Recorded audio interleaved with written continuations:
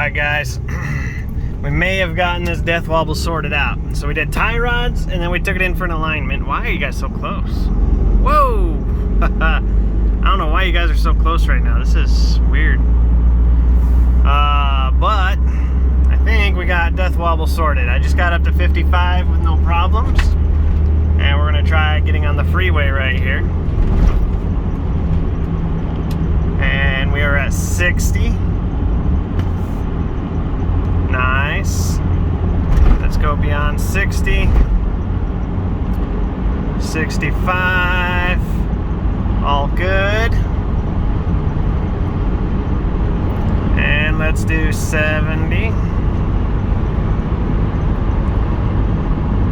Oh shoot, we might have gotten this licked. Let's try 75. I'm trying not to do it next to people, but this guy's right here. Dadgum, I think we got it. The Subaru would get out of my way. I don't want nobody next to me. Let's slow down here a little bit. Alright, speeding up.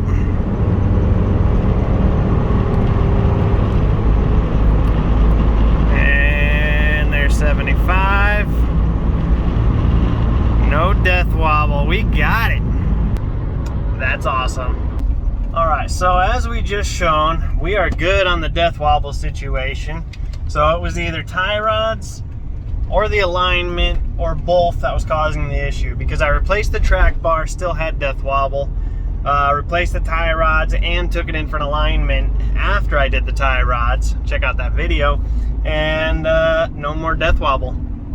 So she's still a little bit squirrely at high speeds, but squirrely I feel is an appropriate word. I think that's just because it's a Jeep. It's a short wheelbase. It's got the Quadra drive baloney stuff, and I think just going at higher speeds it's going to be a little squirrely. Plus the suspension is very floaty. It's kind of weird.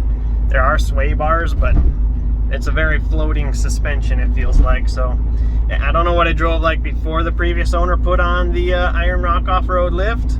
And maybe all Jeeps are like this, because I know the 94 is also kind of floaty. It kind of gives you the illusion that you're tipping over every time you make a hard turn.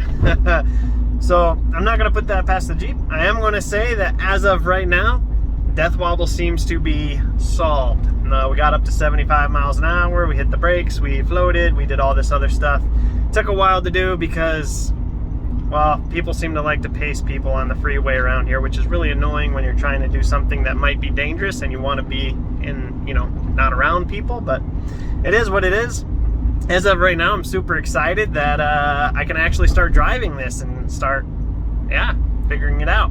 So actually, I am probably going to drive this to work tomorrow at this point and get a good drive in it and see what pops up. So actually, yeah, I'm probably going to drive this to work tomorrow. Absolutely. So you guys stay tuned. Plenty of videos coming, plenty of videos on the channel, and plenty of playlists to check out. I'm going to keep them posted, keep them coming. I got lots to do on this Jeep, lots to do on the 94, and lots to do on the 01 if we keep it. I also got lots to do on the Titan, I got lots to do on the Expedition, and I got lots to do on the Super Duty, and I'm tossing the idea around of building a trailer, homemade trailer from scratch. So lots of stuff going on, guys. Stay tuned. We'll see you next time.